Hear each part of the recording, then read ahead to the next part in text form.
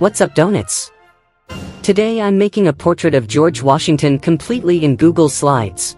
I'm Monstwi and this is going to be quite an awesome creation as this is my first video and I'm also uploading this on President's Day. So join me as we learn all about the first president of the United States of America. Let's get creative. I start with a portrait provided generously by the Google search engine, and now we begin by tracing out the most basic features with curves. While I do the tracing, I thought I would start with a few trivia questions to pass the time. So what I'm doing is mapping out George Washington's face, which is somewhat similar to his first job. What was President Washington's first job? A. Painter. B. Surveyor. C. Teacher. D. Writer.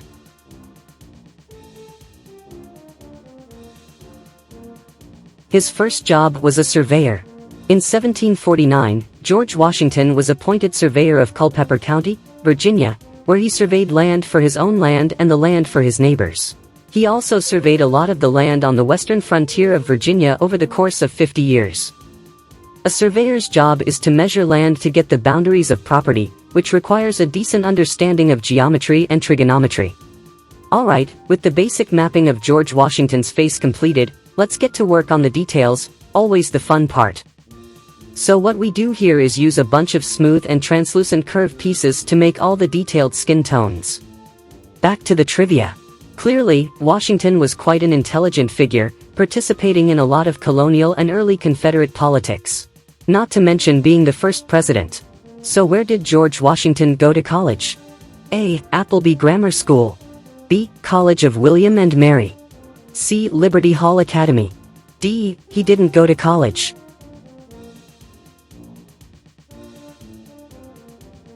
George Washington never actually attended college. He was one of the only founding fathers without a formal college education, which was something he felt self-conscious about. I'm adding more details to the face now.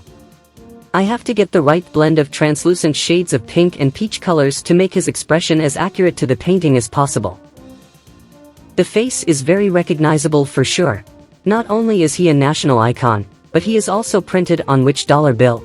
A. The $1 bill. B. The $5 bill. C. The $20 bill. D. The $100 bill.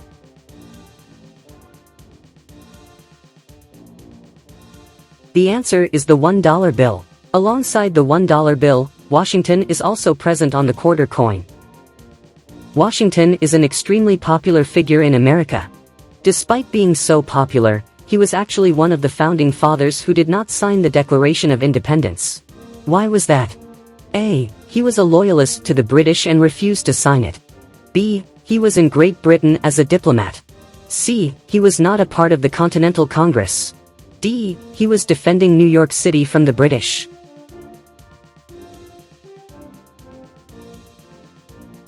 He was defending New York City at the time the Declaration of Independence was written. In early July of 1776, the document was signed in Philadelphia. Google Slides can't really do much when it comes to blending layers together, so all these layers of translucent curves will really add together to form something that will look better in the long run.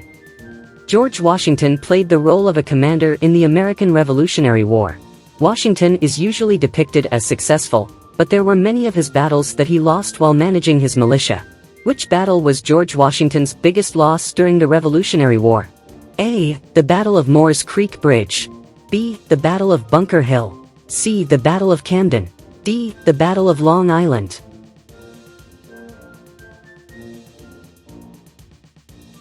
Washington's biggest loss during the American Revolution was the Battle of Long Island. The British forces gained control of New York City, leading to large casualties and a major setback for the American forces. Moving on to the hair now, where we will take a bunch of darker and lighter shades of gray to make the powdered hair look. Fun fact, although powdered wigs were very popular during the early American period, Washington never actually wore a wig. He powdered his own hair to produce that iconic white look that so many of the founding fathers had. So that begs the question, what was his natural hair color? A. Blonde. B. Brown. C. Black. D. It was actually white.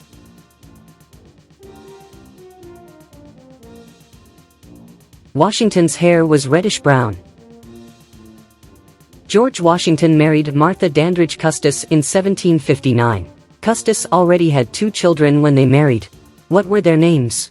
A. Charles and Abigail. B. Jackie and Patsy.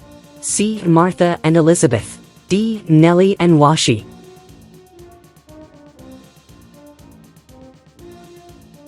Jackie and Patsy were the names of Washington's stepchildren. Back to the Google Slides creation for a moment. The smile took me some time to get right with the shading. Speaking of smiles, which one of these is true about George Washington's teeth? A. They were made of ivory and metal. B. They were made of wood. C. They were made by his father. D. They were perfectly healthy.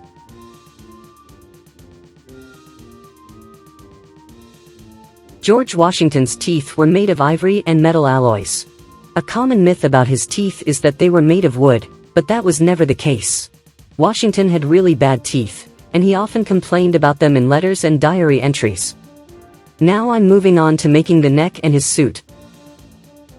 That brings us to Washington's presidency, which wasn't the easiest, and despite the founding fathers being taught in schools as a group of wise and bright political leaders, they disagreed on a lot.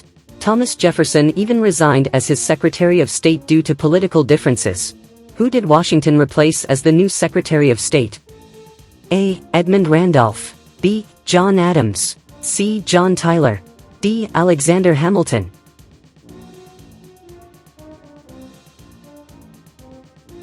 Edmund Randolph eventually replaced Jefferson as Secretary of State. And now it's time to build him a frame. After his presidency, Washington quietly returned to live on his Mount Vernon estate. This is where he stayed until his death in 1799. He operated 5 farms on his property. What was the name of one of these farms? A. Peacefield. B. Penn's Hill. C. Dogue Run. D. Monticello.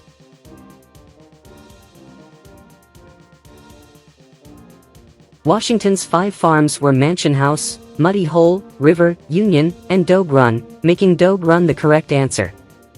Mansion House Farm was the center plantation, which included the main house where he stayed. After his death, one of his wishes was to free the slaves on his plantation. As a presidential drawing, I thought making the frame golden would allow the portrait to shine. Alright, we're nearing the end of this portrait. A few more finishing touches, and we're done. Check it out. Thanks to all you donuts out there for watching my first video. Please leave a like and subscribe if you enjoy my work, and please share this video to anyone you think would be interested. Leave a comment if I made any mistakes. Feedback is always appreciated. Well, this has been Monstwy, and I'll catch all you donuts later.